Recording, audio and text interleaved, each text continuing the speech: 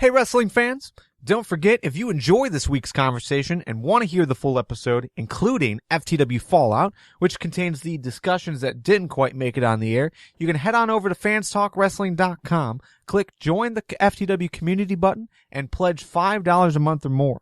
On this week's edition of FTW Fallout, Nick, Joe, and I stuck around for another 20 minutes or so and talked about whether or not Seth Rollins should be and could be in jeopardy of losing his spot on the roster after this week's Twitter saga.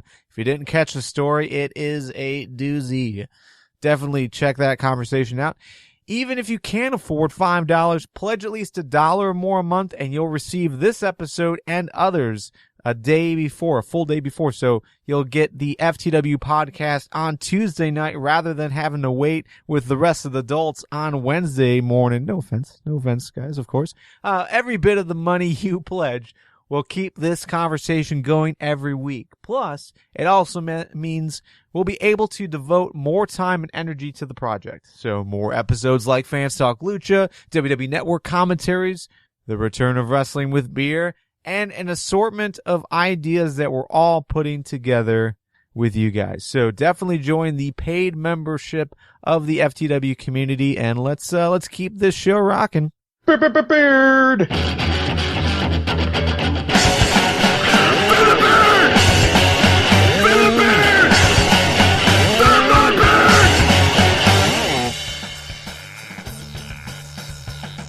This is Fans Talk Wrestling. It's a weekly conversation where fans talk the wrestling world in all of its laughable glory. This episode 253 was recorded live on FTW 10th. It was recorded live on February 10th, 2015, right around 8 p.m. on FTWLive.com. My name is Garvin. With us tonight is Joe. Say hello, Joe. You said 10th. I think it's working on the 5th anniversary of FTW. Yeah. And hello, ladies and gentlemen. I think I was combining FTW Live and the date for some reason. I don't know why. But of course, making it a Team Beer trifecta, we've got Nick. Say hello, Nick. Here to complete this menage a bob. Menage a bob. I dig it. My name is Garvin. If you're listening live, say hi and leave your thoughts in the comments here on FTWLive.com. If you're listening on demand, you can reach out to us and let us know what you thought. And if you're listening to us on demand, but also on Tuesday night, holy shit, you are amazing. You can check out fanstalkwrestling.com for full show notes, how to get involved in the future, as well as how to get early access to conversations just like this. Psst, it's behind the Support Us link. On the free portion of tonight's conversation, we preview tonight's NXT Takeover. We'll go over the full card and give our predictions, and we'll also talk about how we're feeling as we head into... Excuse you. How we're feeling as we head into Year 5 of FTW. This episode was brought to you by the support of listeners just like you. This week, we got support from Michael LaPena, Paul Jordan, Nay, Heavy D, B. Megs, and Amory Marathos. And all they did was go to fanstalkwrestling.com, click the Support Us link, and they pledged. By pledging, they're helping us keep our podcast running, and they're also getting early access to all of our free content. Some, depending on pledge level, are also getting exclusive content, including FTW Fallout. All right, let's jump into the mailbag. First, from @Gibson_Ramblin'. He said, hey, FTW podcast, I thought you guys said Balor and Itami weren't going at it this week. Were you guys lying to me?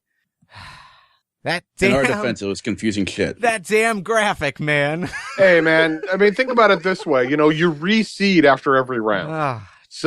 We just got reseeded. The graphic was old. I know NXT, they're like in development at every single thing that they're doing, but someone's got to be able to do a proper tournament bracket, right? Come on.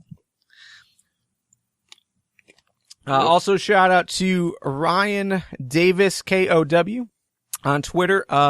He actually corrected me because last week I pronounced his name as Ryan Davis Cow, but it's really Ryan Davis KOW. So yeah, but thanks for putting the periods or dashes or something in your username. Yeah. Underscores to break it up. Hey. Because then we would have read it correctly. It happens. It happens. Let's bring back some season 1 rage here. You fucked up. You fucked up. Bogger3K on YouTube. Okay, so this goes back to our conversation last week. Joe, you weren't here, but we talked about the whole China not being in the Hall of Fame and Triple H's reasoning on the Stone Cold podcast. And they didn't mention Benoit by name, but it was pretty much implied Benoit as far as like why he wouldn't be in the Hall of Fame. So Bogger3K, he threw out, on Benoit, one can make a strong argument that he was so mentally diminished that he wasn't in control of his actions at the point, but no defending what happened, just stating a point. As for China, I honestly think backstage opinions of her is probably the reason she will never get into the Hall of Fame. She was very well known for wanting to work with the men and then always complaining that they weren't going easy on her because she was a girl. I don't know of that particular rumor. I mean, there's a lot of stuff out there as far as people's opinions of China or, what it takes to actually be in the Hall of Fame. There's no like real guidelines. There's quite a few people that deserve to be in the Hall of Fame, that are not. So I don't know. I mean, you almost have to take Triple H for his word. I mean, that was the PC answer as far as, all the hardcore porn that she was involved in and how readily available that is on the internet. That does throw if Harrison can find it, anybody can find it. Right, for sure. Even Kevin can find it if Harrison can find it. So I don't know. I mean, there's probably a lot of reasons. The main reason that, I think it might be talked about. I really haven't heard anyone really talk about it, but just the whole idea of the relationship between Triple H and China, and then Stephanie McMahon, and who knows how real that all was, but I think that also plays a huge part into it. But also her attitude towards WWE, she hasn't really been very, very, very pleasant. Friendly, she hasn't been friendly. So. Bogger3K also posted on YouTube, just a thought on Bray Wyatt's, quote, nothing living or dead thing. This is referring to Bray Wyatt's segments over the last couple of weeks and how it's pretty much apparent that he's going after The Undertaker. But he said, yes, it very much looks like The Undertaker, but have you noticed the announcers have been trying to push the idea of a zombie gimmick onto Luke Harper? JBL several times on Raw called him the undead or a zombie. So perhaps they are doing this to build a Luke Harper versus Bray Wyatt match as a backup just in case Undertaker doesn't come back. What do you guys think of that? Did you notice that? I've heard that. That's where that faux pas for JBL where he said zombie Eddie Guerrero originated. Right. So, but I mean, if they're going to do it, at this point, I don't think they need to have a backup. They're going to go with whatever plan. Even if Taker's going to do it, they already know Taker's going to do it. This is not going to be a last minute thing. They're going to have to start working on this feud very quickly. So if they're doing this as a backup, then just don't even consider Taker. It's like, why wait till the last minute to see if somebody's going to do the job? Get somebody who's going to do the job. The main issue I have with this theory is why would Bray Wyatt be the one calling out Luke Harper? And why would he be calling out Luke Harper of all people? I think too much is being read into whatever offhand remarks JBL is pushing, because it's not commentary as a whole. It's just him. So I think there's only a reference to Undertaker being made here. I don't see, if Bray Wyatt is facing anybody else as a backup, it would have to be Eric Rowan, not Luke Harper. I really don't have an opinion here. I mean, I can't say I really listened to commentary on Raw specifically, so I don't really remember these remarks, but I do like the idea of them setting up a backup plan if The Undertaker wasn't going to be there. But I also have to imagine that WWE knows by now if Undertaker is going to be able to compete in 2 months. Like that can't really be that last minute, right? I'd honestly be surprised if Taker knew whether he was going to be able to compete in 2 months. I think it's either a yes or no. Are you going to compete? No, I am old. I don't need to wrestle anymore. Okay, let's move on. I don't think it's ever going to be that straightforward for the next 5 years. No, I am old. That would be hilarious if that's how he relayed it. Can you compete? I'm old. It's like the implied dumbass at the end of it. It's like the time I was hanging out with Garvin at an outdoor concert, and he's like, "Oh, look, there's a baseball diamond. Let's go run the bases." And I go, "Dude, I can't." And he's like, "Why?" I said, "Because I'm fat." There's a good reason. There's a good reason. It was a good reason. Perfectly valid. Yeah, so I don't know. I think they have to know. I mean, it can't be this back assword there that we try to imagine it is at times, that they don't know if Undertaker is going to be available. It's possible. Vince changes a match 5 minutes before people go out to curtain. But so this is the Undertaker. This is like this is one of your top 3 wrestling matches at your biggest event. CM Punk carried the title for over a year, and then Vince booked him to lose to Rock. But the thing with Undertaker is, like, he hasn't competed at all. Didn't he have surgery or something like that after this last match? Alzheimer's surgery. Yeah, so he's gotta. He did something, and it wasn't training. He's got to be training now if he's going to be competing. They should be able to see whether or not he can compete. I don't know. I just, the thing with concussions is you never know until somebody's ready to come back, until well after they have come back. And I don't know if it was ever officially confirmed, but I highly doubt he made it out of that match without a concussion. Confirmed is a strong word. I don't think they confirmed that. I think people just say it. I think wrestlers have said it. He definitely exhibited symptoms. Yeah. I don't know. So, all right, let's talk about NXT. Before we preview this upcoming event, NXT Takeover 4, which is being called Rival, NXT Takeover Rival. Let's talk about... So we're slowly dropping letters. Yeah, basically. But before we lead into that, let's talk about this week what happened to lead into the event. So on the card itself, we had Carmella defeating Emma. Adrian Neville defeated Baron Corbin to advance in the tournament. Finn Balor defeated Hideo Itami to advance in the tournament. So they both move in, and then we've also got Bayley defeating Becky Lynch. So a lot of good movement as far as your top 2 titles, your top 2 title races, really showing that anyone can fit in, especially like Bayley, just showing like how strong Bayley can be right now.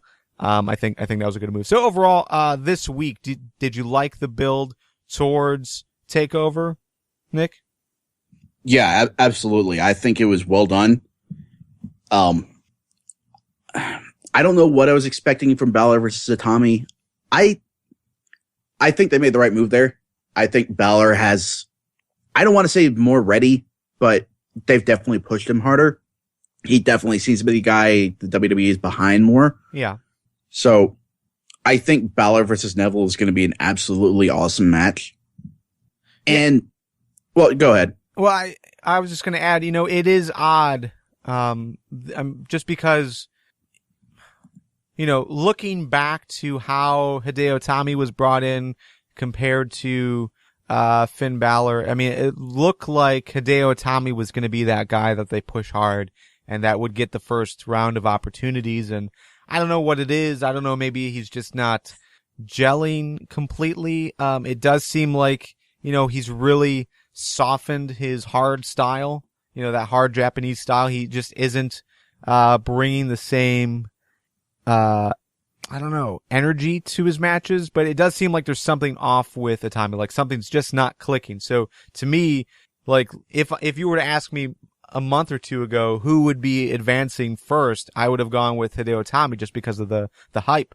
But I'm with you. Finn Balor was definitely the best move.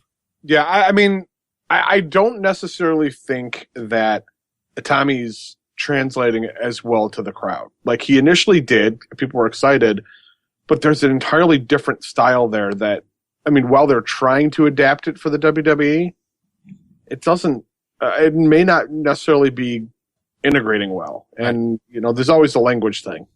If someone's a little hard to understand the promo, you know, fans get turned off. Yeah, I think that's definitely the primary barrier on his end. Yeah, I'm not trying to take anything away from Balor. Balor is doing phenomenal. And they've got something they can work with in, you know, his ring entrance and all that. Like, they've really orchestrated that well. And even Triple H talked about it in that interview with Stone Cold. But, you know, they need to make sure they build on more than that. And that's what I'm afraid if they're going to start moving him up quickly and maybe to the main roster, that could be dangerous because there's not a whole lot still. I mean, in looking at the fans, there's not a whole lot other than that entrance he did at the last Supercard was really cool. Yeah, for sure. I mean, don't get me wrong. His in-ring work has been phenomenal. That match they had on NXT was great. Both guys worked well, although it was, to me, very one-sided.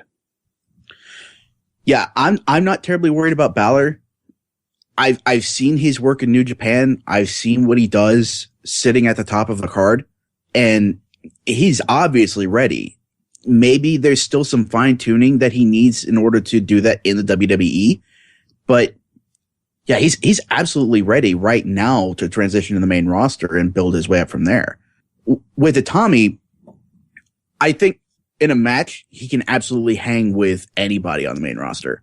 And I don't think he would have a problem working with them beyond the language barrier. I think with him, I mean, when they brought him in, the first thing they did was pair him up with Funaki. And as great a character as Funaki is, that's not what you do in order to build a serious character. That's like pairing Emma with Santino once you bring her up to the main roster. Agreed. And it's a card that's played way too often, but I have to wonder, is it because he's Japanese? Is it because he's not American? He's not a native English speaker. See, I don't necessarily, I mean, like you said, you know, you don't think he's going to have a problem working with anybody. Yeah, that was never in question. I think they're going to get along quite well. But I do think it's just a relation to the fan base. I don't see many 10 to 12-year-olds who are going to be going, oh, I understood exactly what he said. You know what I mean? They're not going to cope with a language issue. Grown adults will. They'll be like, okay, yeah, I get it. Like, I get what he's saying. Kids, not so much. Yeah, Balor is definitely reaching out, and you know, you're not necessarily able to relate to him, but you're able to get into him regardless of age, especially with you know, the makeup job that he does for special events. I mean, that is something new, and it's impressive, and the guy does wrestle very well. Itami, I think, while he does get great crowd reactions, and I don't doubt his ability, I think, you know, I'm with you guys. I think he's great, but I think he's great for us. I think he's great for the fans that know who he is, and the loudest reactions he gets is when he teases the GTS. Mm-hmm. I think it would help personally if they got him away from all of the Japan references. Like, because they do that with every one of the talent that comes from there. Even with Tensai, when he came back from his New Japan run, they brought him back with the rice throwing and Mr. Sakamoto and all of the tattoos on his face. And I think if you got him away from that, just focus on the man himself instead of that Japanese stereotype, I think you would cut down on a lot of that barrier between him and the mainstream audience. I don't know about that necessarily. I mean, what are you going to do? Bill him from Hollywood, California? No, I mean, you don't have to cover it up. You just have to get away from the stereotypical side of it. Sure. Like the kanji as part of his entrance Titantron, or, I mean, I like the ring jacket personally, but maybe get away from that. No, I'm with you. I just don't necessarily agree that he can get over with wrestling alone. At least that doesn't seem like the path that most people have have been able to take. I mean, I can't really remember the last guy since Chris Benoit that was able to just get over by his wrestling and his facial reactions and everything in the ring, because he was terrible on the mic, or at least he was portrayed as being terrible on the mic. So, I'm not saying leave him without a character. I'm saying, like, his style is kick. No, wait. His style is kick. Yeah. Like, give him the Baron Corbin push. Like, you can't bill him as a physical monster, but in terms of a badass that'll just kick your ass 6 ways a Sunday, yeah, give him that. But the reason why, well, okay, I'm not necessarily arguing with what you're saying from my point of view, but just looking at how WWE does it, it works for Baron Corbin, it works for Ryback, it works for Tensai, it works for big guys to destroy people like that. But WWE doesn't do that. They don't do it for smaller guys. Like Daniel Bryan is a guy that could definitely fit that bill, and he's always built as the underdog. I think just because of Itami's size, it'll be hard for him not to look like the smaller guy in the ring every time, especially in the bigger matches. So I don't know.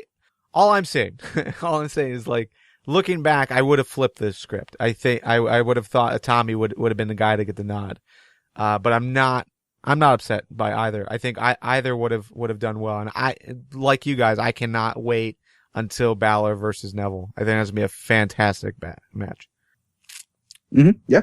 So, let's talk about the contract signing real quick. So, the contract signing between Kevin Owens and Sami Zayn, went similarly to what we normally come to expect for contract signings. Both wrestlers get their opportunity to speak.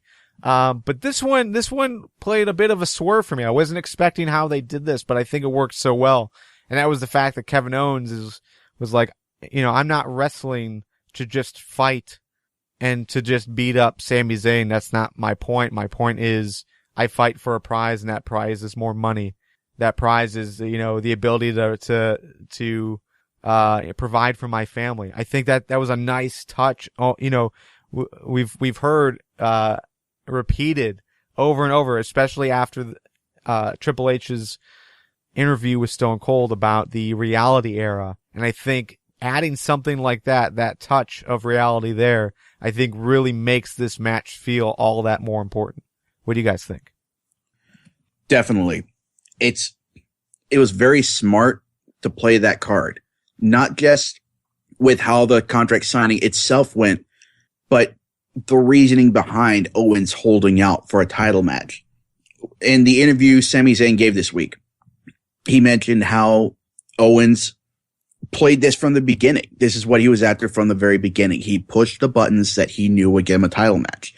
And that makes Kevin Owens more than just a big dumb brawler like Bull Dempsey is, or even Baron Corbin is.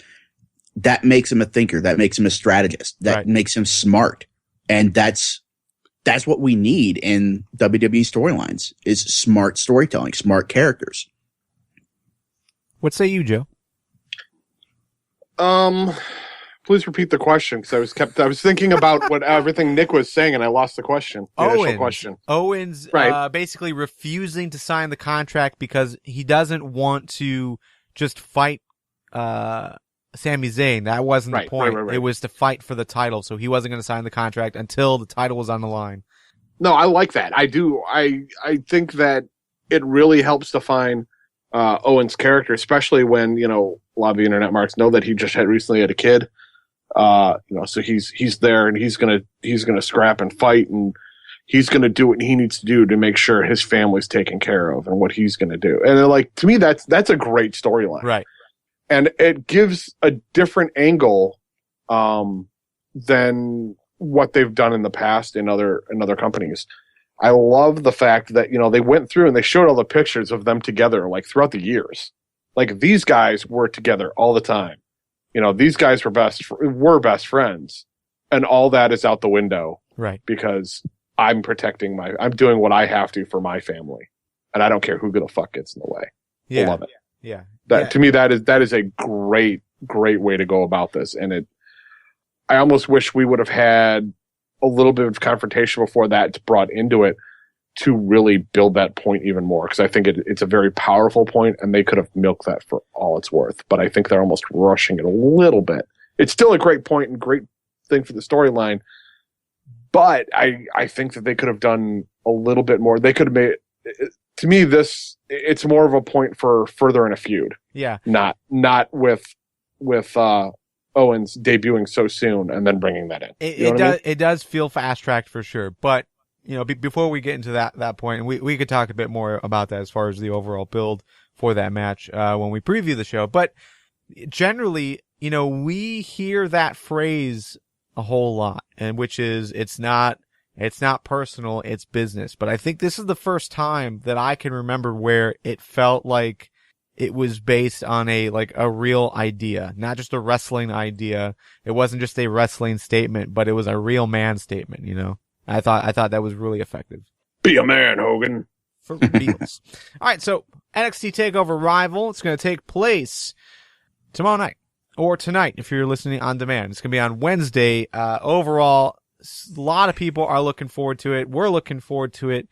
There is one criticism that I've read, or maybe heard. I was listening to a bunch of podcasts today, but I think it was just a matter of how it felt rushed. Like they're rushing to put another special event so soon. Normally they spread these out at least 6 to 8 weeks. But, trying to put more content on for the free month of February, trying to, put a special event out there before they go on their tour. I don't know if you heard, but NXT is going to start touring around this next month or so. So it seems like they wanted to get some things squared away first. So overall, do you feel like this is rushed? Not necessarily. Well, go ahead, Nick. Well, I'm looking at the NXT Takeover Wikipedia and has all of the events. Yep. Takeover Our Evolution took place exactly 2 months ago, to tomorrow, December 11th. So this will be exactly 2 months after. Okay, what was the one before that? The one before that was Fatal 4-Way. That took place September 11th. So that was 3 months before. Yeah, but it's still 2 months. Well, sure. I guess the complaint is, maybe I misspoke, but it was, going from 3 months to 2 months. Is 2 months enough time to really tell a good enough story to produce a quality event? I don't necessarily see the argument. I think this is fine. The main event does feel a bit fast tracked as far as what's on the line, but outside of that, everything else feels right. Yeah, everything, with the exception of the tag team titles, has been built for a while now. You don't necessarily have to build Neville versus Balor because it's not a feud between them. It's a tournament. Right. But Corbin versus Dempsey, it's going on for ages. The women's title match, that's been brewing for months and months. I'm fairly certain it was built last year. So, yeah. And with Zayn versus Owens, I give that a pass in terms of build because technically they've been building this ever since these two started working together in the Indies. Like they're drawing on a lot of that. What's that? WWE hasn't been building that. Well, they've been using that build. They've been referencing it every week. Fair enough. Yeah, most of us haven't seen that build. Like some of us are aware of it, but for me, I again, I'm new to NXT as of the last 6 months. The first special event,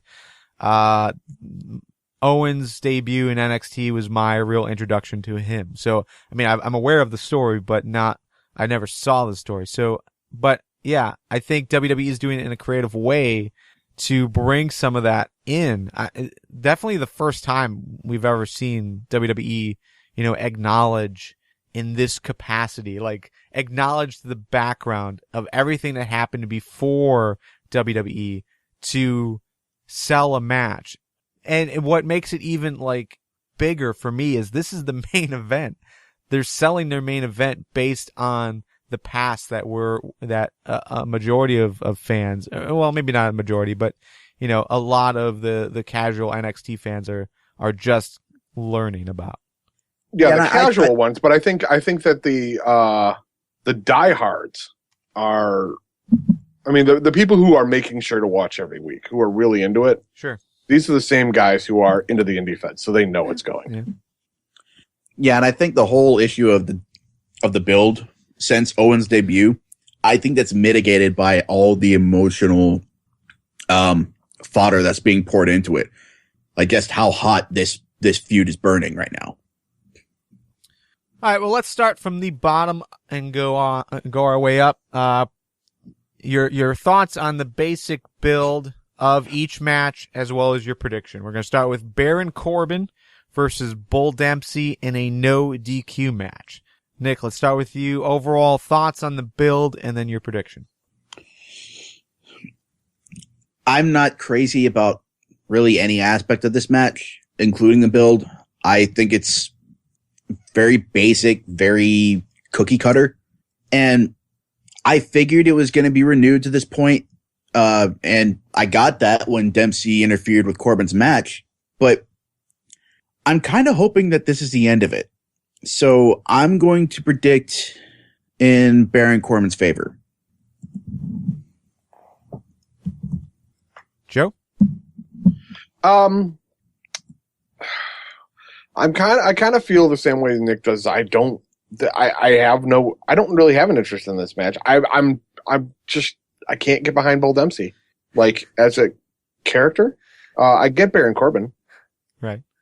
But I'm not, this match doesn't, there's not a lot I'm interested in this match. Yeah, it was definitely obvious what direction they were going to go in.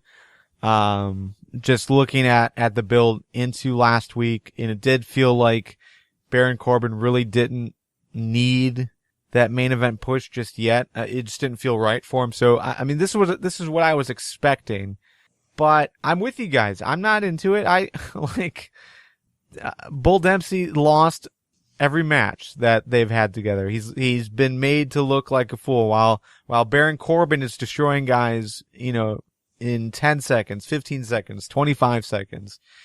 Bull Dempsey has full 3 to 5 minute matches with guys. So he definitely has looked weak the entire feud, the entire build.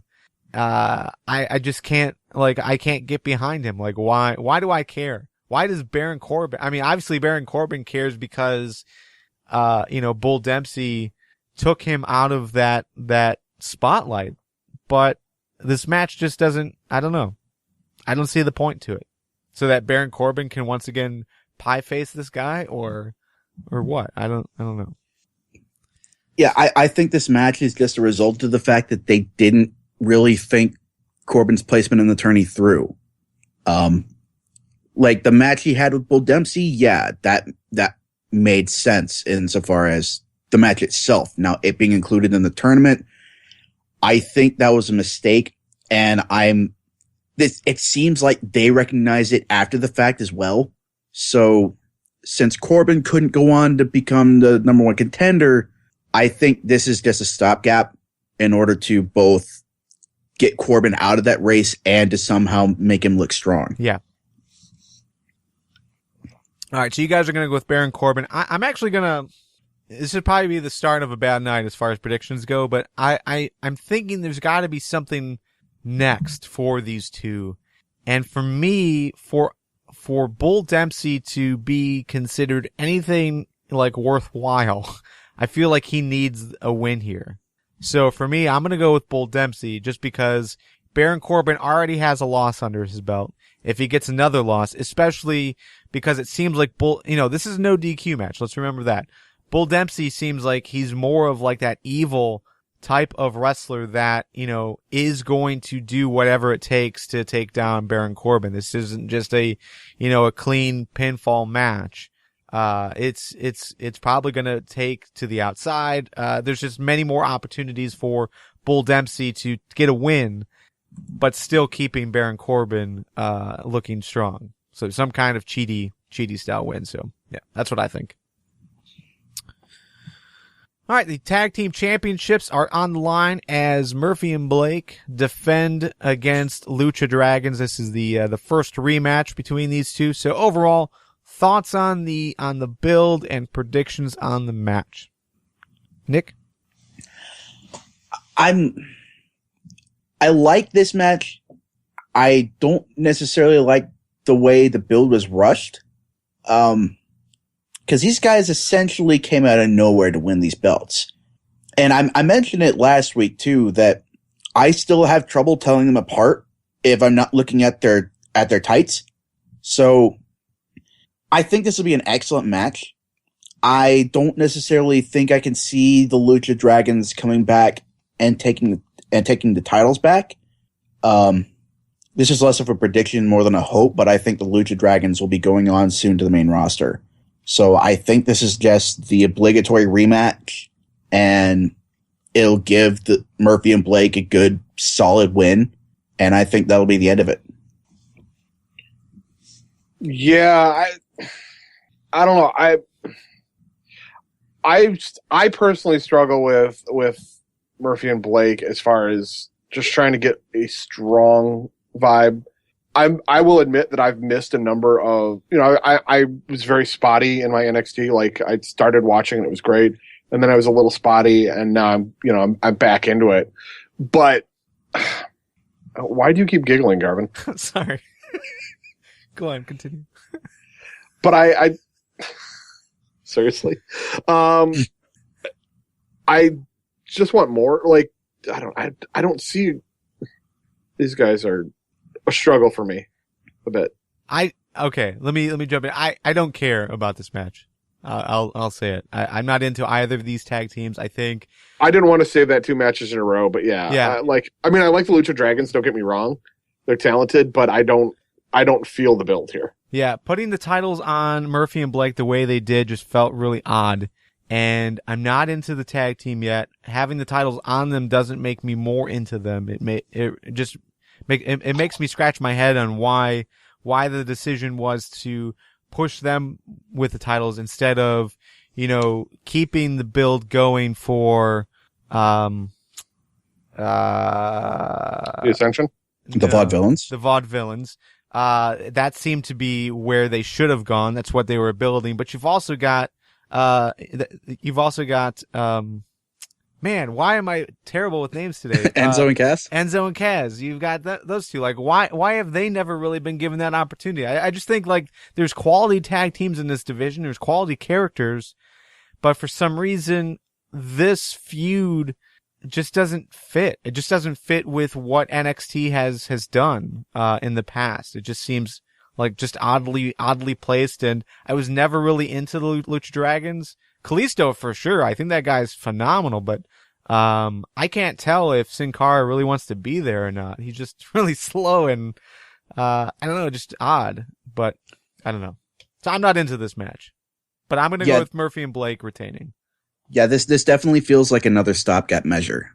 And I think it's in response to the Ascension moving up, because I don't know of a team that can really go with them on the main roster that's not already tied up with something else.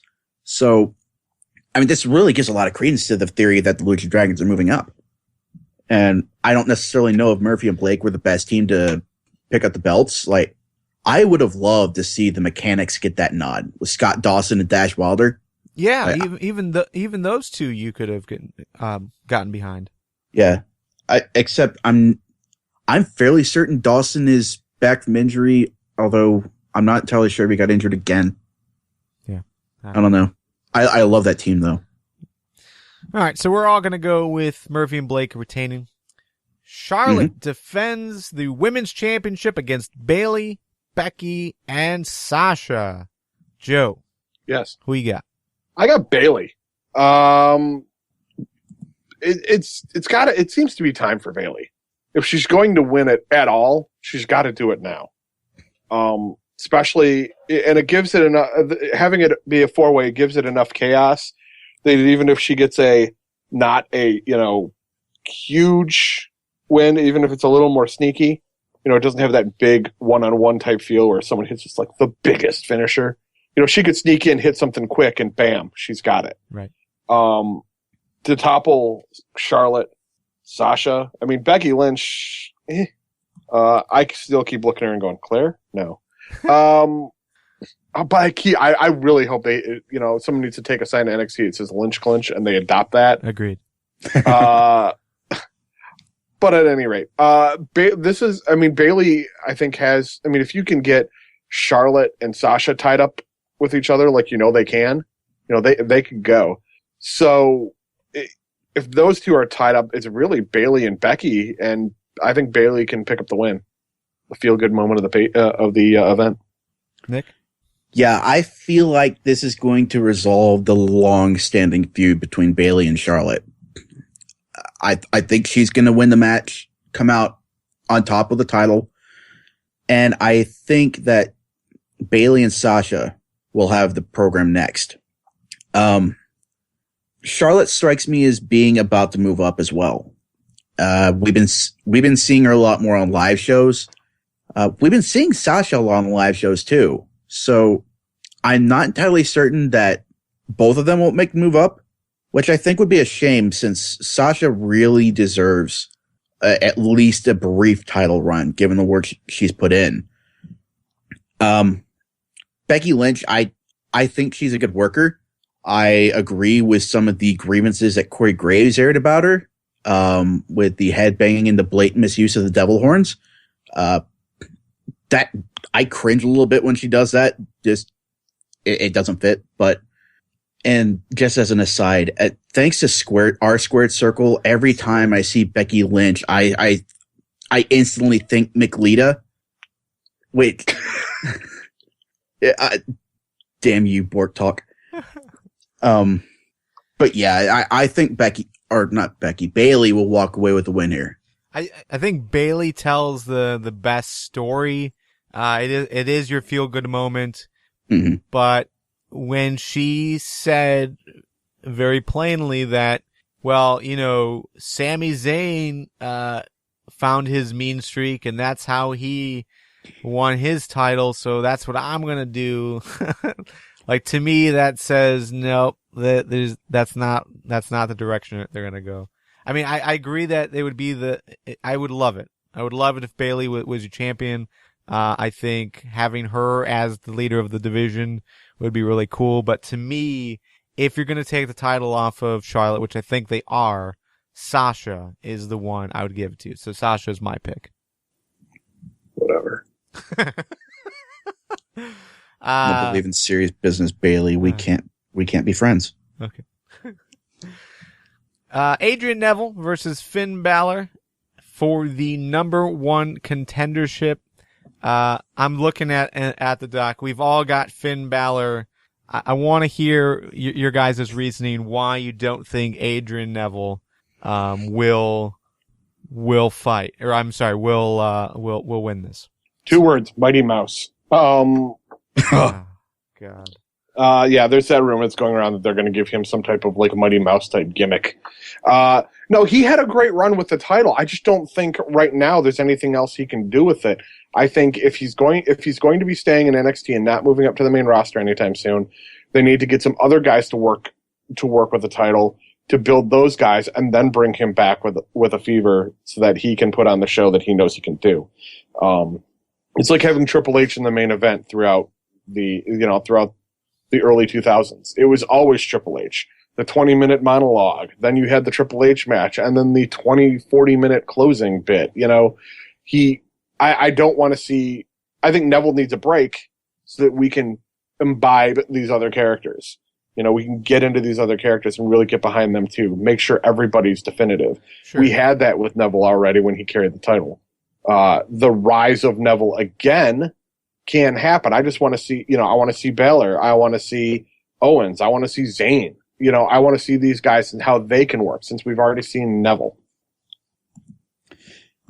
Yeah, first of all, Garvin, I want to congratulate you on pronouncing both names correctly the first time. You're welcome. I did that. I tried. Yeah, I believe in positive reinforcement, so good job. But yeah, I absolutely agree with you, Joe. Neville's had his time. I think you need to cycle him out for a little while. Absolutely feature him prominently on the show. It's just keep him away from the title scene a little bit and let other guys have their shot. I think Balor is absolutely ready for his shot. I think Itami could do well with a shot. Owens is going to get his shot this tomorrow or tonight, depending on when you're listening.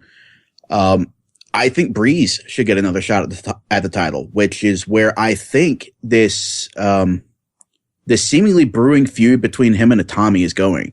So, yes, I think Balor is going to move on with the win here, and I think he's going to go on to face the champ. We'll get into who I think will be champ after tomorrow. Okay. Later. All right, so yeah, I'm going to go with Finn Balor as well.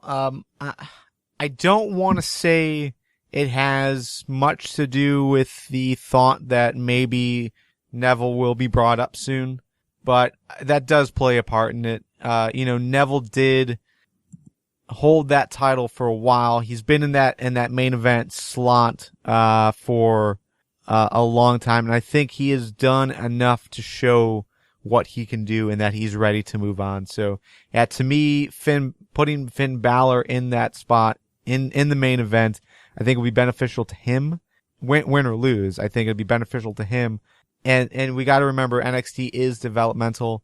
So I think having Finn Balor in that spot, it would be more rewarding for everyone.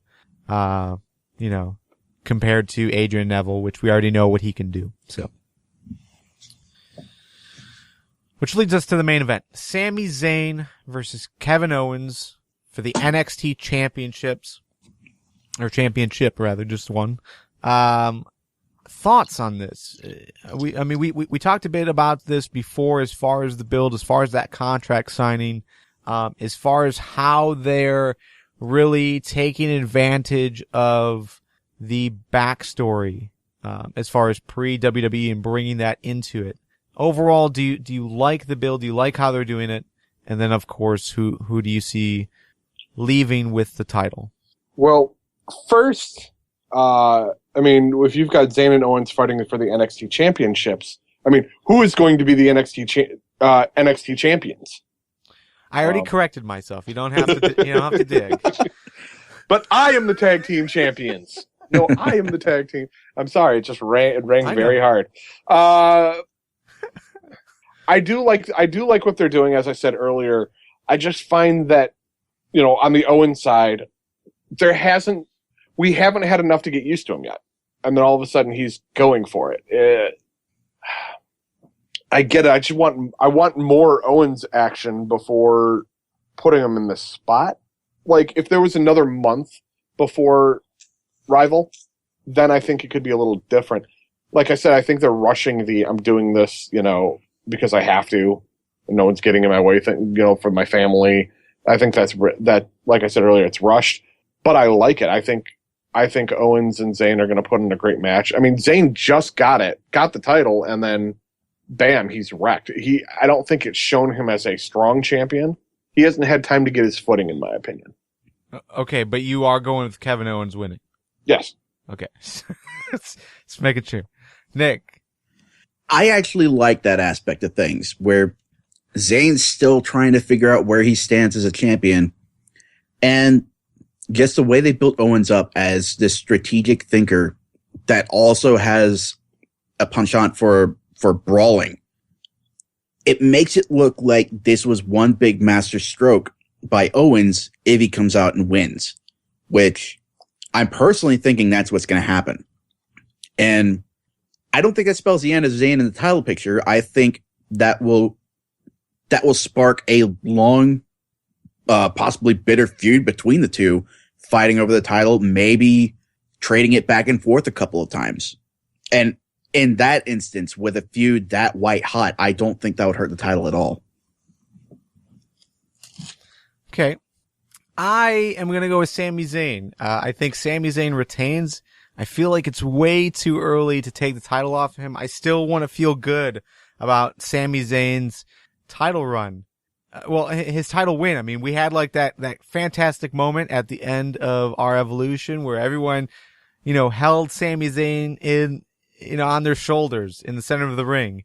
And then like within a minute of that, this starts and Sami Zayn is on his back. And it seems like Zayn has been on his back and the defensive the whole time. And I'm not ready. I'm not ready to see Sami Zayn take it off. So I know this is all feelings based, not looking forward to how the story is being told or anything like that. But I gotta go with Sami Zayn retaining Kevin Owens to, while I think he could probably do well as champion, I just think it's like they're already giving him so much so quickly by putting him in the main event and giving him the top story. But to also give him the title so quickly, I don't know. I look at Balor as being better. I look at Itami as being a better wrestler.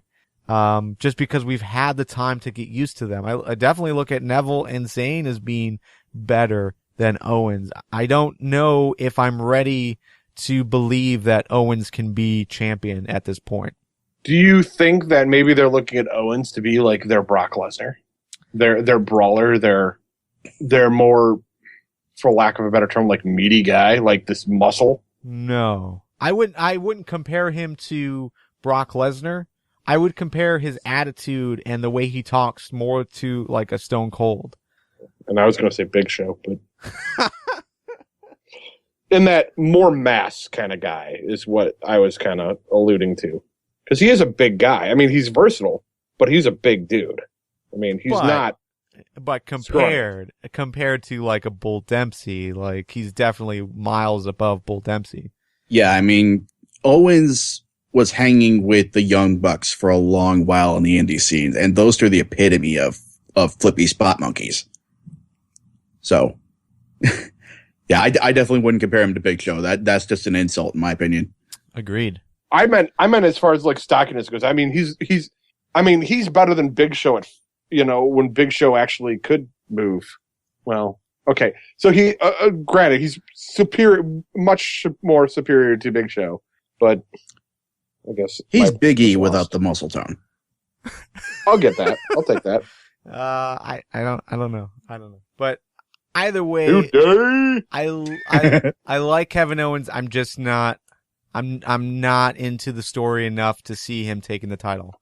Definitely doing damage on Zayn, but not enough to take the title. So, all right, real quick, what's the likelihood NXT will once again upstage the WWE rosters? From Deuce on our Facebook page. So just comparing this, our Evolution definitely got major props from everyone involved. WWE side, everyone from the IWC, they look like, NXT was a step above WWE. Do you think we'll walk away from NXT Takeover Rival with the same feelings? I think we could. I don't know if they're going to. I think it's possible. I don't think it's going to be as strong. I think they're going to try and rein it in a bit to keep relations with the main roster a little better. I don't think it'll be as huge a gap as it was the last time around, considering how good Fastlane's looking. But I mean, I think it's a foregone conclusion. I think the more relevant question we should be asking is, what is the likelihood that Solomon Crow will debut at TakeOver? Yeah. I don't know. I think there's opportunities there, but I don't think there's been enough time to really tell all of the stories like we had at our Evolution. I think our Evolution was really hyped and really told well, and it seems like this card is specifically focused on the Rival side. So your women's championship match and almost exclusively your Sami Zayn versus Kevin Owens match. So, but it'll be good for sure. Speaking of Zayn, Fans Talk. So the Fans Talk WWE Championship, we gave it to Sami Zayn a few weeks back. He still holds the title. He has not had a match. So there's that. It's good. TNA. Again, this is our NXT Takeover Rival pre-show. We won't be talking about TNA tonight, but instead you can go check out our conversation over on fanstalktna.com. It's about a 20-minute conversation we release every Thursday morning at midnight, and it's put together in collaboration with TNAmecca.com. You can get the full archive over at fanstalktna.com. We also won't be talking about Lucha Underground tonight, but you can head on over to fanstalklucha.com. Full archive is over there. We released the final episode as it stands right now. We released the final episode on Friday, but it doesn't have to be the final episode. If you guys want to see it continue, all you have to do is go to fanstalklucha.com, click the Join the FTW Community button, and pledge your monthly support. We're not asking for a lot. We're almost there. I think we're about $13 a month shy of our goal, of our milestone goal. So if you like Lucha Underground, you enjoy the conversations that my wife and I have every Friday or Saturday, definitely pledge. So, at this point, we're going to kind of stop, the wrestling talk for a little bit and jump into, just an open discussion about the overall morale of the podcast. Just kind of talk shop with you guys about, what it's meant to do a podcast for, going on 5 years now. Again, next week is the official 5-year birthday of FTW. Lot of wonderful memories. But, I think the question we're asking right now, well, a few questions, but, and we posted this over on Twitter and Facebook, earlier today. But, basically, if you're listening to this podcast, why do you listen? What keeps you downloading every week? If you've got an answer to that, and hopefully you all do. I mean, I imagine all of you have a reason why you continue to download and listen and enjoy the conversation. But if you do, please reach out to us. Let us know why we should keep doing the podcast in 2015. Again, next week we celebrate the beginning of our 5th year as a podcast. And honestly, we've been asking ourselves whether or not we should continue to do this. Is this worth it for everyone involved? We've got the download numbers every month. It seems like the download numbers increase. So, looking at those numbers specifically, it suggests we're doing something right. Same thing for YouTube views. It seems like we're doing something right to get you guys, content that you're interested in. But what we don't have is the, every week feedback, outside of the same 5 or 6 people who send us Ask FTW. We got about 7 or 8 of you in the live chat, pretty much the same 7 or 8 of you every single week. But outside of the, you guys, we don't really hear from anyone else. You might have heard us complain about Facebook over the last couple of months. Facebook basically will praise us, periodically, with these pop-up ads that, celebrate the fact that we've reached less than 10% of our overall audience. So, out of the 360 or so people that have liked the Facebook page, when we get a post that reaches maybe 30 people, it's like a huge, celebratory event, in Facebook standards. But honestly, the fact that we only hear back from about 1% of you, I can't speak for you guys, Nick and Joe. But for me, it is really started to wear on me. I don't want to think that, and just to be clear, 1% is not by any means an exaggeration. It's a real number. It's a rounded number, but, overall, actually, I think 1% represents the amount of people who have stepped up to help us on Patreon. So the amount of people who leave comments each and every week is really less than that. And I'm not talking about continuing the conversation that we have on Facebook. Like the Facebook group is alive. Every day there's a new post. We're talking about wrestling, but, what seems odd to me at least is that the podcast is no longer a part of that conversation or no longer, helping start that conversation. This podcast transitioned from a conversation we were having amongst ourselves. Joe, Harrison and I, we kind of sat around on Skype or whatever we were using and talked about wrestling, and we recorded it and we released it, to you guys. And that was cool, but it transitioned from that to an interactive crowd powered conversation. We were depending on Ask FTW comments to really, help drive where the show goes. Obviously it was stuff that we enjoyed or didn't enjoy on WWE and TNA that we wanted to discuss, but a majority of the topics we pulled from what you guys had to say. And I think that started to really set us apart there aren't many other podcasts out there that interact with the general audience as much as we've tried to. So, you know, what this started as became, you know, what this started as was FTW. What it became was Fans Talk Wrestling. It was a way for not just us to talk about what we liked and didn't like about wrestling that week, but, you know, it was what you guys thought. And, you know, the conversation was with you, not you listening to a conversation. At least that seemed to be the transition we were making and the goals that we were setting.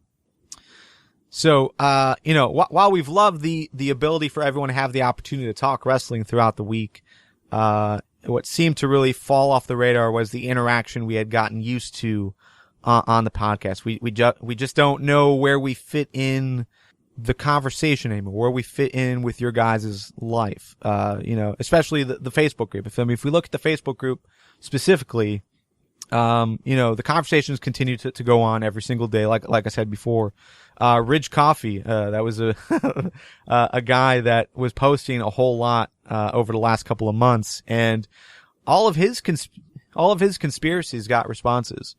But us asking for you guys to just tell us what you thought about, you know, that week's show, or, you know, even asking for Ask FTW questions anymore, doesn't really get that response. It rarely gets any response.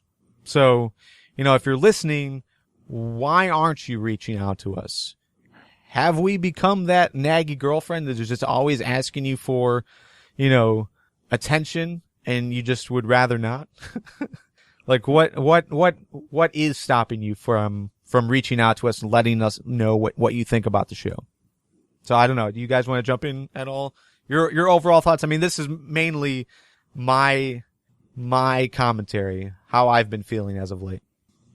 We guys, I mean, we really need your feedback. You might sit there and go, oh, whatever, they're just going to keep doing the show. We love talking about this, but we don't want to be talking to dead air either at this point. We want to make sure that what we're doing is worthwhile for you, for us, and we don't want to be, you know, just sitting here talking anymore with no feedback. We really value your feedback. We want to know what we're doing right, what we're doing wrong.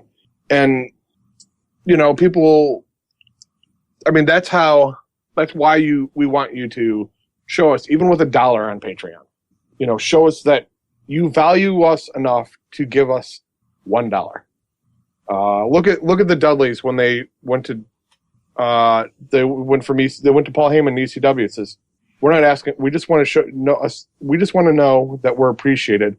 We want a $1 raise. And Paul Heyman said, no, I can't do it. So they moved on.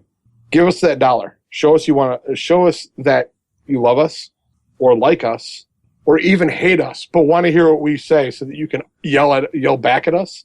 That's fine too. But show us some love, because it is like talking to a wall sometimes.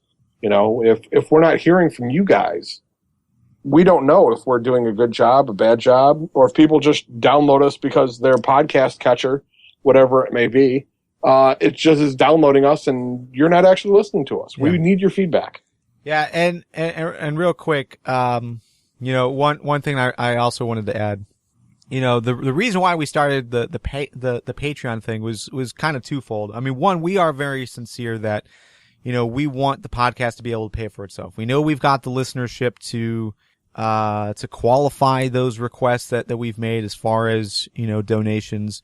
We've seen other podcasts out there that are doing similar things. We know there's other podcasts that have less of an audience but are making more money. So I know that the opportunity is there to be able to have the podcast pay for itself. So I know it sounds like lame for us to be asking you guys for money. Every podcast does it. I know myself as a podcast listener, I generally ignore those requests. I'm very passive on, you know, my commenting on stuff. So I can understand the general thoughts, but most podcasts don't ask for feedback. Most podcasts don't ask questions that they want answers to. A lot of podcasts are just talking to themselves, recording it and releasing it and hoping that people are listening. And if people are listening, great. If not, they'll probably still do that. I mean, we made it a point that we wanted you guys to be involved, and it seemed to be the direction that, you know, everyone wanted to go in. Yeah, I mean, there's a reason that we do a live show. You know, it's not because it's a trendy hipster thing to do. It's because we want the interaction.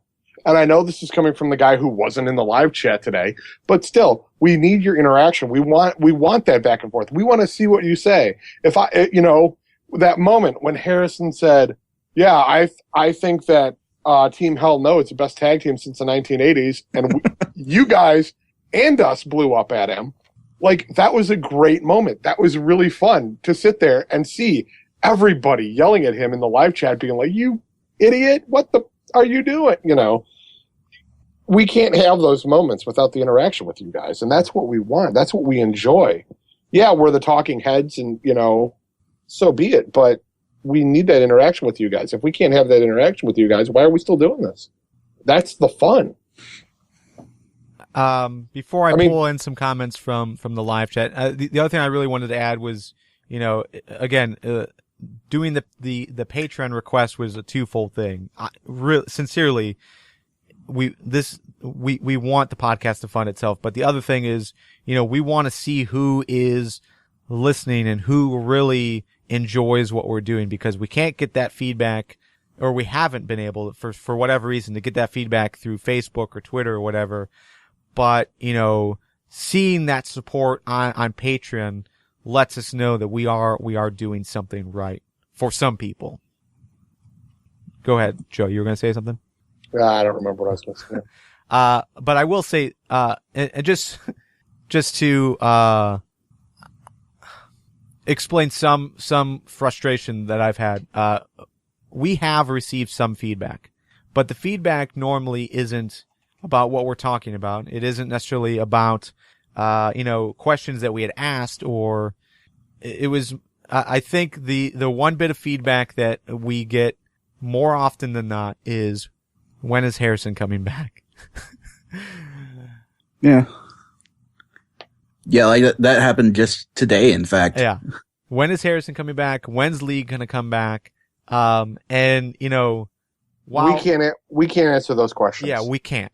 There's no way for us to give you guys a definitive answer. We've tried. We've promoted that they'll be coming back because of conversations we've had. But, you know, it is what it is. Schedules are schedules. So, yeah. Yeah, I mean, Lee is a college student, or university student. Nick is also, in the upper levels of education. Harrison is a father and also working for a company that he partially owns, I believe. Yeah. Either way, he puts in more than 40 hours a week regularly. He's a 60 to 80 hour a week guy, plus having a wife and child on top of that. Yep. You can't, you know, we can always tease him. You know, he's like the redheaded stepchild in a way. You know, he always gets a lot of shit, but he is family. We want him to come back when he can. And if it's not right for him right now, you know, he's got other commitments. Hey, it happens. It's life. Ever since the beginning, this podcast has always changed casts.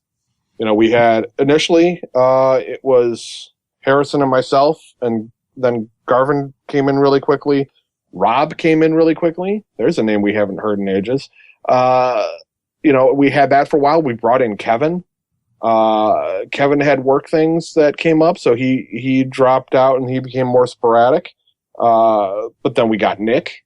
Who else have we had on the show? We've had Scott. Scott's been in and out. Yeah, and I mean, we have brought guests on, not as frequently as we'd like to, but I mean, even Robert Carmichael a few weeks back. James from Botch Spot has been on a few times.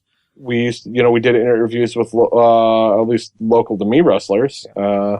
We talked to Joe Dombrowski, who did the Montreal Theory.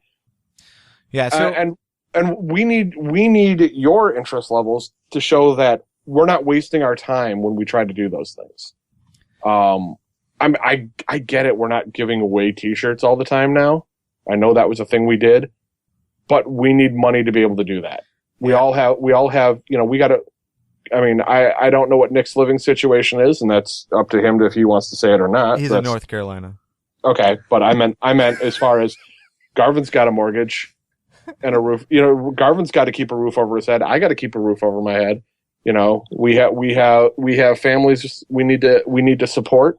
So we can't always do something like giving away T-shirts unless it really makes it viable. We need to get the feedback. We need to make sure that us doing something like that can be worth it. And yeah, I mean, I don't want it to seem like, I'm hating on the fact that a majority of the feedback we do get is, when's Harrison coming back? When's Lee, coming back? Obviously, we're with you guys. We want to hear from them again. Harrison was a fantastic host. We can shit on him all day, friendly or not, but, cause there is, McBrad's, but, overall, that's not the feedback we're looking for. That makes me feel like I'm doing a terrible job as host. And I don't know, maybe I am doing a terrible job as host, but like, say that. Let me know. Don't just ask for Harrison. Like, let us actually know how we're doing. Yeah. I mean, instead of saying, we just want Harrison back, say, I really liked how Harrison did this. We think that, I would appreciate this type of transition like he used to do, or something like that. Give us some feedback. Yeah. Something we can work with. If you're not hip with Garvin being the host, remember the train wreck that was me being the host. That was bad. But you know what? We got through it. Yeah. It's our train wrecks are our own. All right. So, we definitely want to hear what you guys have to think. I'm going to read some stuff in the live chat. Nick, anything you want to add before I do that? I mean, obviously I came in after this was off the ground and running. Without the interactive portion of the show, I probably never would have come on the show, because I started out listening to the podcast and live chat and talking back and forth with you two and Harrison and Rob and Kevin. And it was a great experience. And I want that experience to carry on so that maybe somebody else in the live chat, like when Robert came on, or when Deuce has been on, or when Michelle has been on, I want that to be an open avenue that we can show you guys. Yeah. I mean, we value your thoughts, your interactions. We want to know how we can do better with this podcast. As far as the interactions themselves go, like I don't want to infringe on your gimmick, Garvin, but it's being raised in the live chat right now that not a lot of what gets said in the live chat is aired, by us. And I just want to remind folks that at one point, like Garvin, you were monitoring the live chat specifically. Like, it wasn't your job, but that's what you did when Harrison was hosting. Yeah, that was my job. So, and we don't have that. So, like, a lot of the time we're reading off the dot just to make sure we're staying on track, which is, you guys can judge for yourselves whether we do a great job of that. But yeah, it's just, things have changed, and it's not that we want to ignore you. It's just that we have enough trouble to keeping the show within some semblance of a time constraint. So, I mean, I think today's show is a bad example of the interaction that we do pull in to the show. I mean, the thing is like, if you listen back to every show, I'm bringing in at least 4 or 5 comments that are being said in the live chat. I can't bring in every single thing.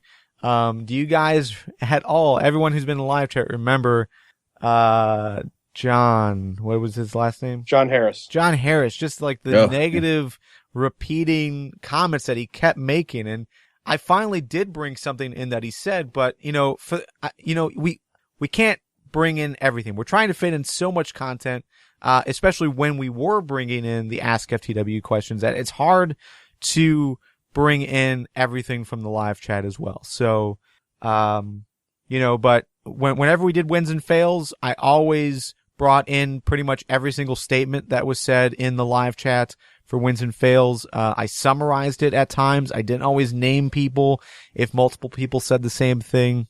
So I get your criticism, Deuce, and this is Deuce that's bringing it up, that we don't always interact in a timely fashion to what's being said in the live chat. But the thing that, especially if I'm hosting. yeah, I mean, the way I see it is that, you know, I like how the live chat talks. I like how you guys talk amongst yourselves. I try to bring as much in as I can. I try to bring in those topics, but there's also the duplicate content issue. If you guys are bringing up something in the live chat that I know is up next in the show doc, there are times when I'll try to reference what's being said in the live chat to introduce that topic, but other times I'll just go right into the topic. So today was a bad example. I wasn't paying attention to the live chat. I mean, let me rephrase. I was paying attention to the live chat, but I don't think I brought in anything outside of a comment here or there. So, but there's also a balance. And I think, Renee was also saying this. We've received this feedback before. I mean, when we were receiving feedback about 2 years ago, when we were bringing in like almost everything that was being said in the live chat, people that were listening on demand were like, too much live chat. I wasn't there. This doesn't make sense. You know, this is distracting. So you have to find that nice balance. Yeah, because it's not just a live chat. We do, you know, some people only take in the show via download, and maybe they don't want to. Maybe it excludes them. It's a hard balance. If you could ever get a hold of Harrison and ask him, even his job. It's an extremely hard balance to bring in comments that, you know, when Garvin was purely monitoring the chat, he would bring in comments, put them in our chat so we didn't have to focus on 50 different things. He tried to bring it in, but if we passed up the topic, then you have to backtrack to bring it in. It's very difficult. We really try to work and find that balance. Yeah, and that weird Mixler delay that every once in a while it'll go 5-10 seconds, and by that point you add your topic. And we see this in win-fail all the time. Like we're doing win-fail, and win-fail, like we've moved on to fail, and then like 1 or 2 wins will come in. But by that point it's too late. You know, we've already moved on. So, all right. So overall, Benjamin is pointing out that he's asked questions regarding the podcast on YouTube and got no response. That's probably accurate. Just to give you an idea, that's me.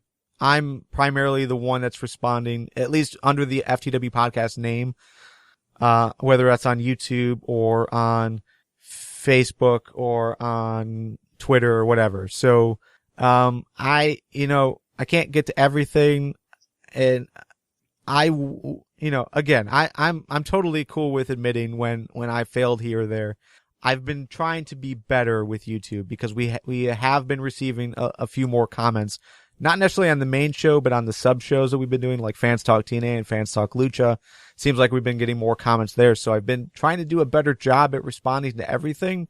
But I'm not going to respond to everything. I think, if it's just one comment and then me responding, and then that's the comment thread, I think that kind of looks lame. I'd rather someone else jump in. So sometimes I wait a few days to see if anyone else will respond and continue the conversation, and then I'll jump in. But it just all kinds of depends on what the topic is and, what the actual comment is. So I don't want to make it sound like, Ben, that I avoided anything that you posted, but it's all just based on timing and, whether or not, it felt right at the time. So is there anything else being brought up in the live chat? We'll give them a little bit of time. I'm reading up right now. And just to give you guys an idea, we talk about in my introduction to this whole topic, I talked about there's 1%. So looking at the contributions that we've gotten on Patreon, we've gotten 10, I think. The last time I looked, we had 10 patrons. That's about 1% of our downloads. We've got 11 patrons. So that's about 1% of our downloads. Look at the live chat. The live chat is about 9 or 10. So that's 1% of our overall listens. So, the complaint is not live chat. You guys are great. I don't think we've ever really complained about the live chat and how you guys interact. It's just a matter of next day, those who are listening on demand, why haven't you guys reached out and talked to us? And don't say it's because Harrison's not on the show. Yeah. Yeah. Because the mass of you is not reaching out and saying that either. And I have seen the concern raised about, I think it was Ben that posted this in the live chat just a little bit earlier about how there's not a lot of podcast discussion on the Facebook group. And it's kind of both ways. Maybe we could do a little bit more to make things a little bit clearer. Like Garvin, you definitely post the episodes on Facebook, both on the page and in the group. But I know like with the G Plus community, like the first thing people see is WWE and TNA fans. And you have to kind of take a couple seconds to realize, oh, this isn't just something I put on my likes and then move on. This is a discussion oriented community. It's not WWE sponsored or TNA sponsored. This is an independent entity. Like just this past week, somebody thought he could actually talk to Jerry Lawler. Yeah, and was trying to start a conversation with him. And we had to explain to him that we're not affiliated with WWE in any way. He doesn't read this. We don't think it's just us, an independent podcast having a wrestling oriented discussion. And I think a lot of people that we've tried to reach out to, mostly on G Plus, but I think this might exist on our other social media presences too, is it's not just one of the dime a dozen WWE or TNA groups out there where it's just a bunch of people bitching about WWE. We are our own entity. We are trying to have a discussion with you guys. Yeah. And maybe we can make that a little bit clearer, a little bit more distinct. So I don't know. I don't know how. Yeah. I mean, Google Plus is like its own beast. Like it has like 60,000 members in the community. Yeah, it's closer to 70,000 now. Most of them are spam. The spam accounts are, accounts that are no longer active. But yeah, it's just a weird thing. Like I have no idea how we can put the focus on the podcast or make the podcast more apparent. I mean, it's not in the name. There's no way we can change the name, but it is in the graphic. It's in all of the about section, the description. Yeah, it's in the pinned post. Normally we pin a post at the top. So yeah, I don't know what we can do for G Plus, but Facebook definitely. I mean, Facebook is active. There are people talking to one another. Google Plus isn't necessarily like that. You've got people liking stuff, but not many people responding to conversations. So, all right. So a few more things. Renee in the live chat is pointing out, she said, if you're planning on going over certain points and the live chat doesn't correlate, it's probably hard to bring in stuff from the live chat. Then the conversation moves off track. And yeah, exactly. I think that's part of it as well. And maybe that's part of because of the delay.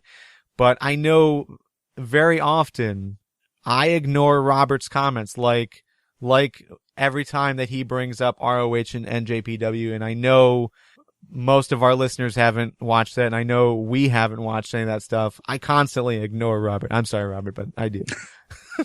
Yeah, it's hard. It's hard to bring in.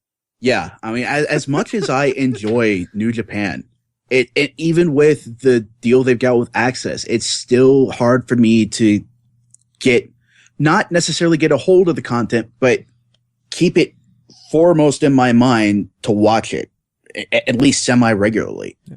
And even with the New Japan TV deal, that's more of a best of compilation aired week to week. And it's not what's going on right now.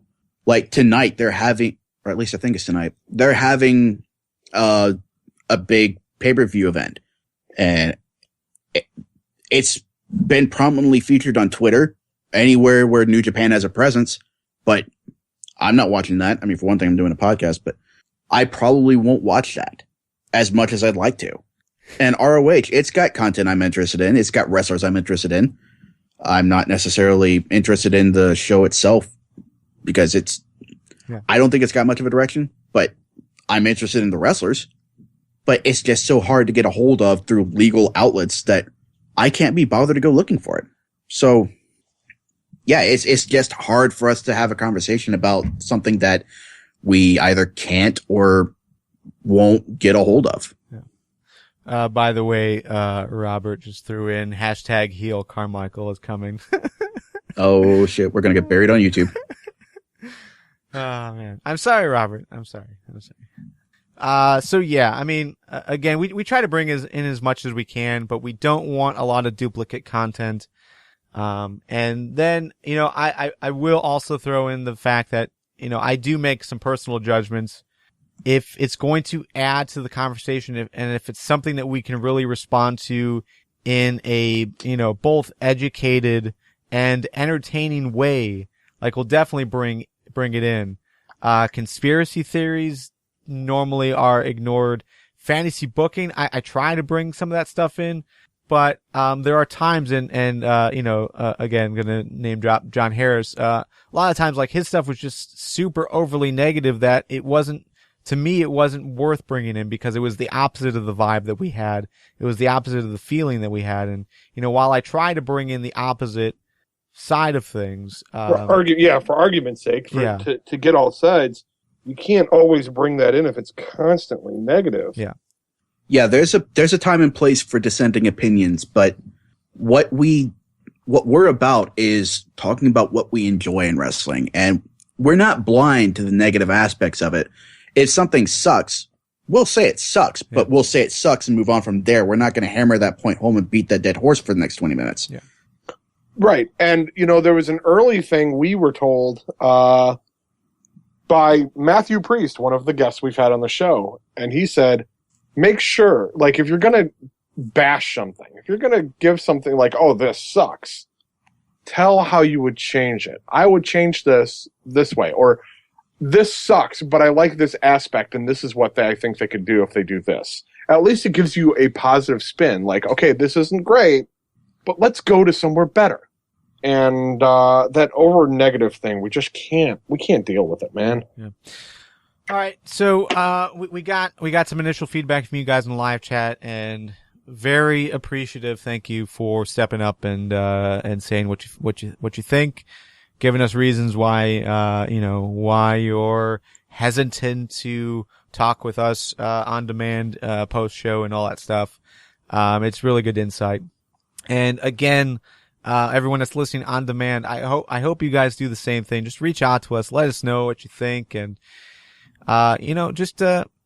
you're already dedicating a part of your day on Wednesday, an hour and a half. Take an extra minute that week and just shoot us a message. You guys know how to reach us on Twitter, on Facebook. You can email us.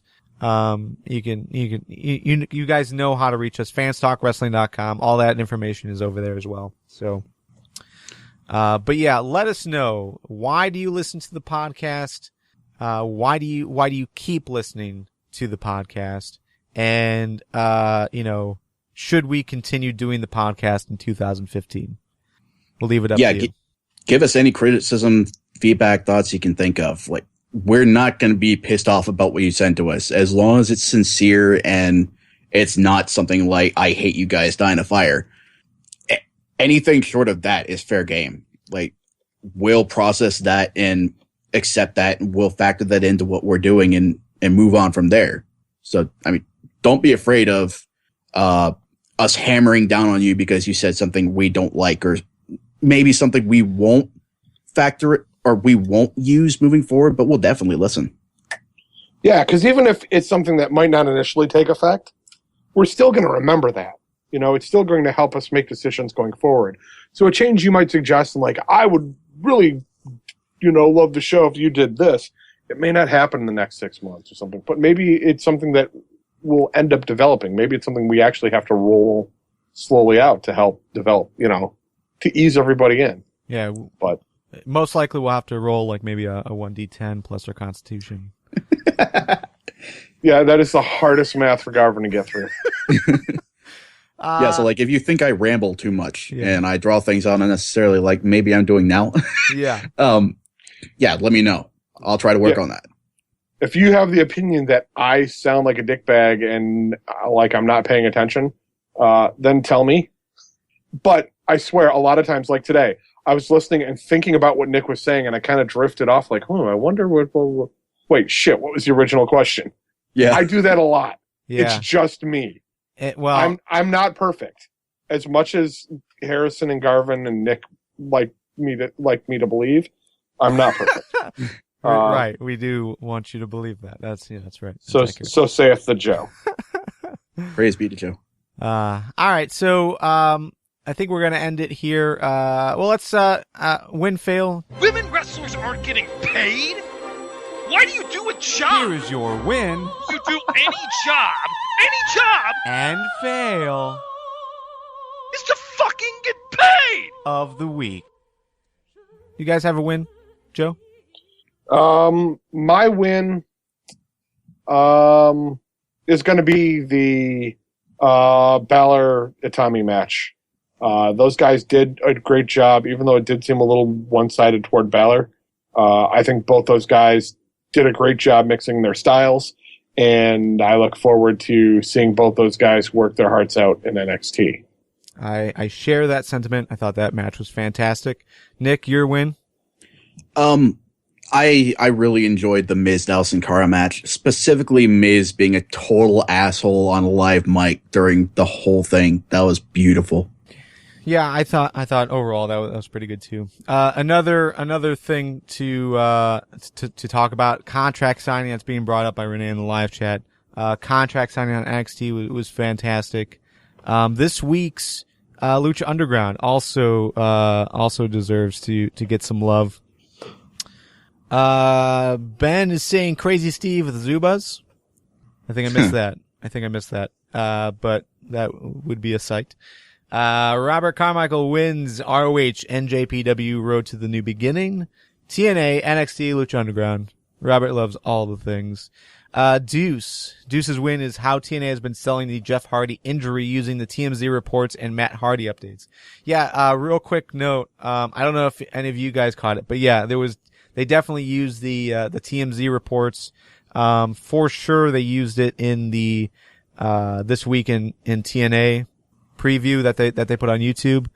But the date was like from January. I thought that was funny that they didn't like try to edit that at all. They just left it as is. So that's pretty cool. All right. Fails of the week, Joe. My fail of the week is the fact that we actually have to have this discussion that we just did. Come on, guys, give us more feedback. We appreciate it. I don't want to sound like a mean parent, like a scolding parent, or an Aggie girlfriend. Yeah, but at least then you can get rid of them. The parent-wise, you can't. And I don't want to get rid of you guys. I love you guys. Yeah, we're not asking you to review our app every 5 seconds. We're not notifying you that you got a free prize on the Crossy Road, because that makes me want to uninstall the app, even though I love the game. No, we just want, a minute of your time. Let us know what you thought. Continue the conversation.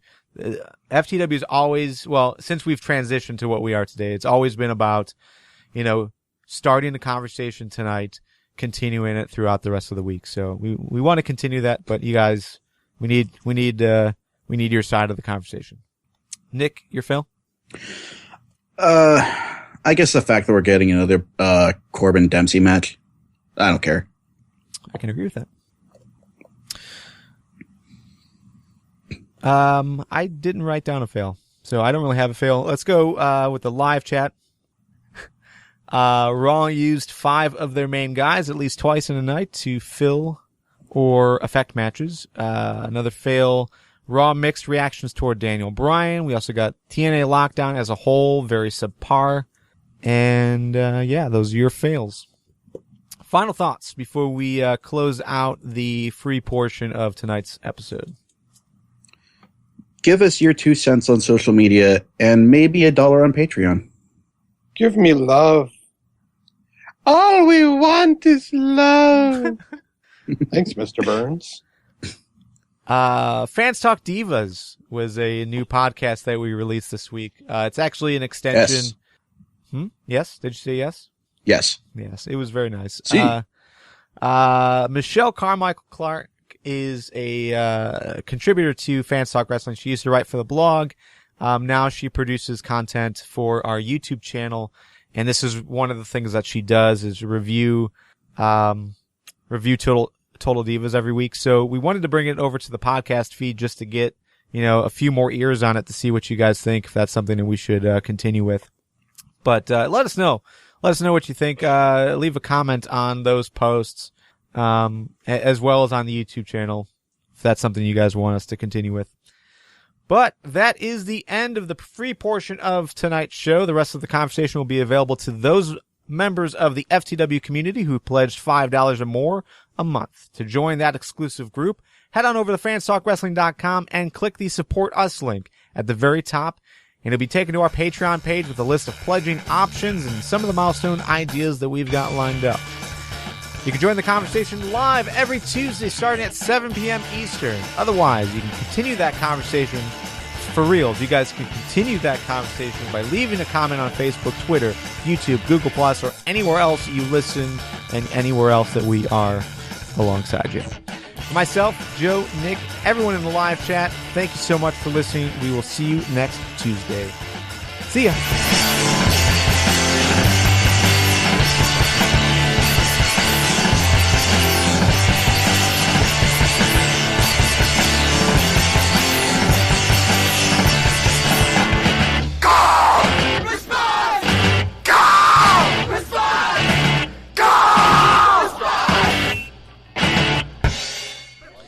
Okay.